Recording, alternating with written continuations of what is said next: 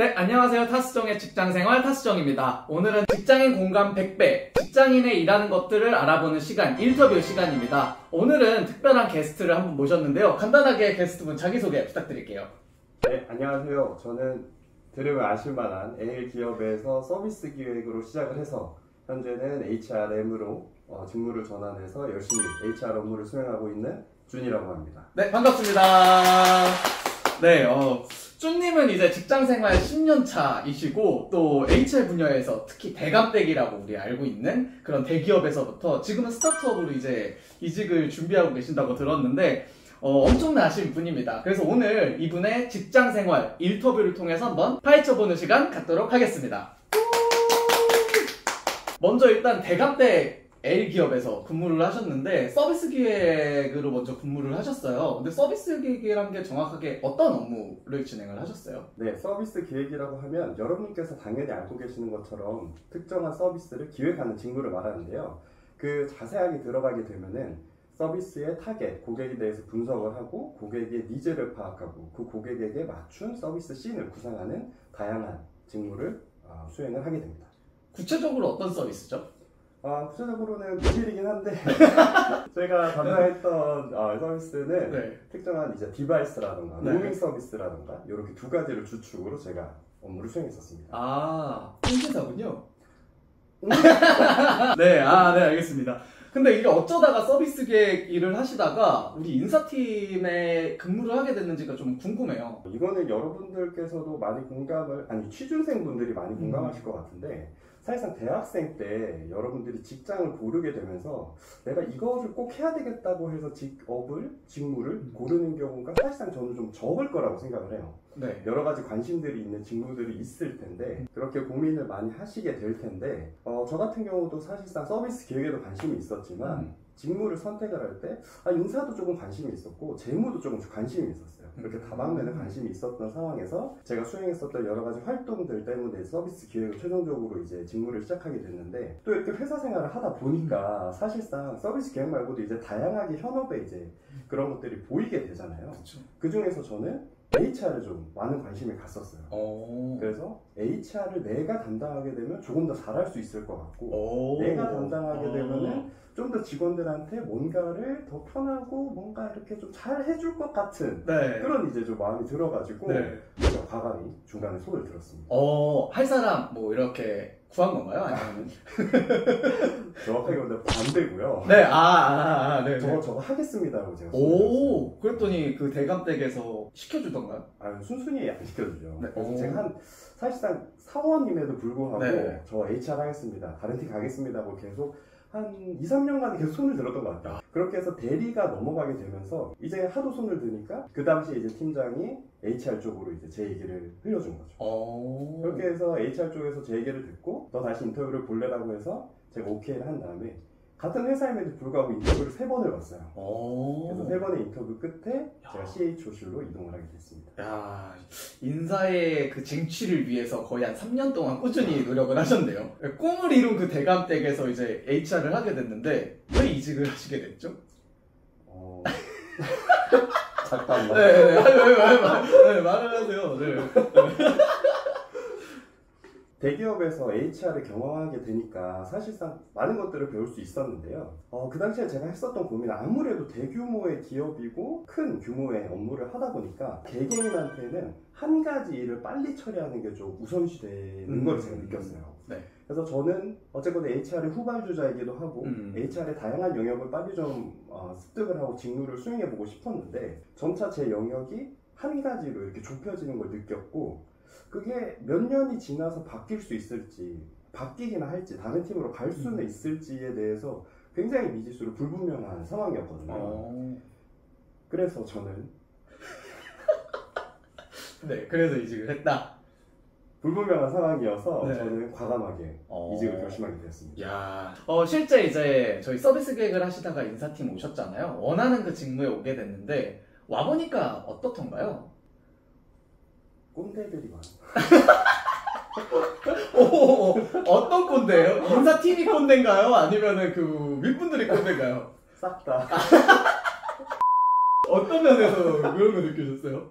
사실상 제가 HR에 왔을 때 제가 생각했었던 HR 오기 전에 제가 생각했었던 것 아까 말씀드렸던 것처럼 뭔가 직원들한테 내가 좀 더 잘 따스하게 얘기할 수 있고 이렇게 좀 베풀어 줄 수 있는 이미지를 생각했는데 의외로 HR이 훨씬 딱딱해요.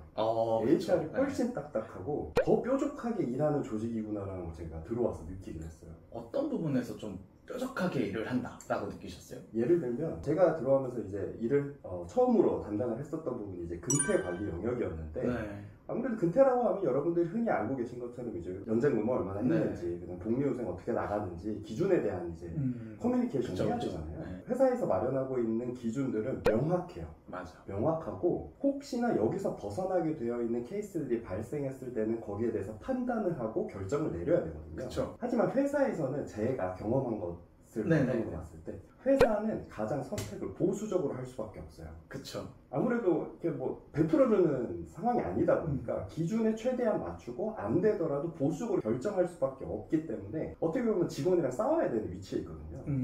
그러니까 하나하나를 따지고 너가 이게 돼 안 돼를 결국에는 뾰족하게 얘기를 해서 싸울 수밖에 없기 때문에 결국엔 다들 날이 서 있고 다들 꼰대고 기준만 알고 막 이런 것들이 좀 있지 않았나. 저는 이제 저는 성골 출신 HR인데 왜 진골 출신이잖아요. 나와.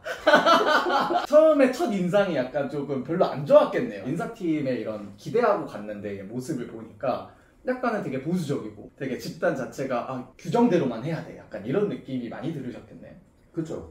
아무래도 그리고 이미 제가 늦게 갔잖아요. 네. 사원을 보내고 갔기 때문에 사실상 저는 이미 그 책이 달려 있었어요. 너 얼마나 잘하는지 봐야겠어. 나는 이미 그 프레임이 씌워진 상태였기 때문에 사실 보수적으로 느끼긴 했지만 그걸 판단하는 건 그냥 속으로만 느끼는 거고 주어진 일 열심히 하고 말 잘 들었어야 돼요. 그쵸. 네. 찍히신 건 아니었죠?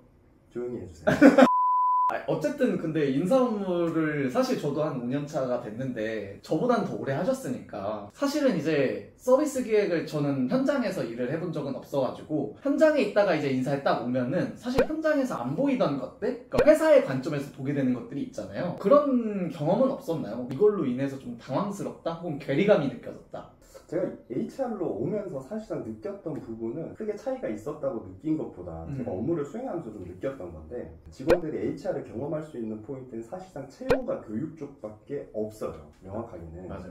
그러니까 일반 직원들은 HR을 접할 수 있는 접점이 채용할 때 그 온보딩 하는 과정에서 HR 담당자를 만나서 얘기를 하게 되고 또는 교육을 진행할 때 있어서 연사가 아닌 그렇게 프로세스를 진행하는 인원들을 보게 될 텐데 사실상 우리 HR은 그래도 잘 아실 수 있겠지만 채용과 교육은 가장 온화하게 보여져야 되는 부분들 중에 하나잖아요. 맞아요. 사실 저도 그런 걸 기대를 하고 왔었거든요.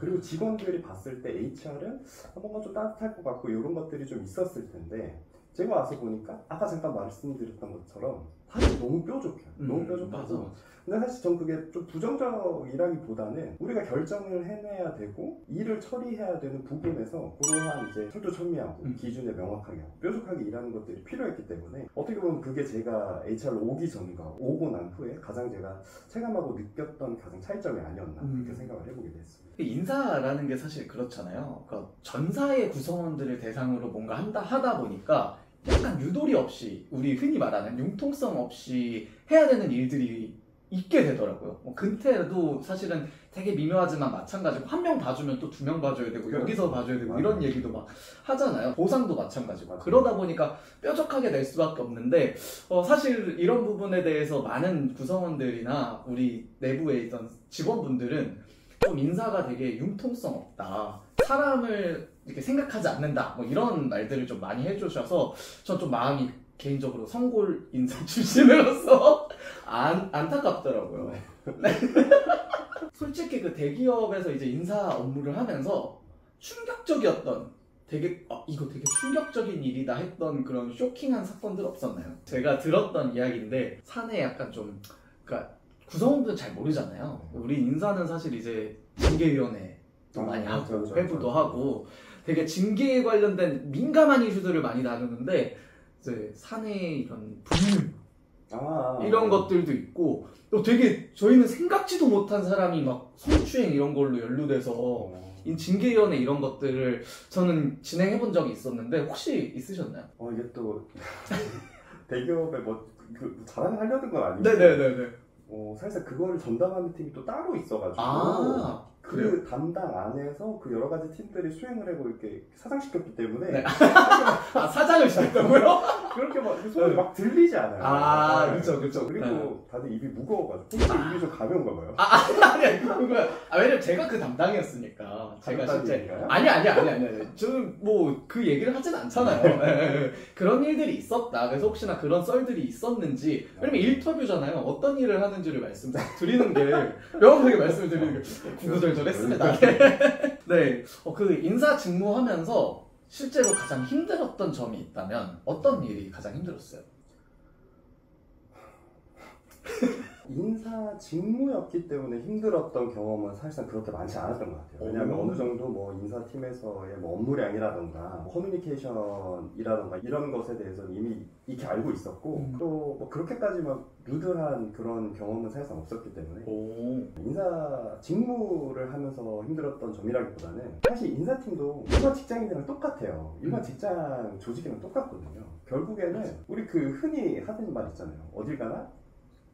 사람이 문제다? 어디 가나 또라이가 있고 어디 가나 또라이가 있고 내 리더가 되는 순간 사실상 직장생활이 많이 힘들어지거든요. 그쵸. 저도 똑같은 경험이 있었습니다. 제 팀장이 엄청 이제 또라이라고 표현은 하지만 그분의 어떤 부분이 또라이였냐면 화가 너무 많아요. 욱하는 성격에 화가 너무 많아서 이거를 주체를 못하고 직원들을 향해서 엄청 고함을 치거든요.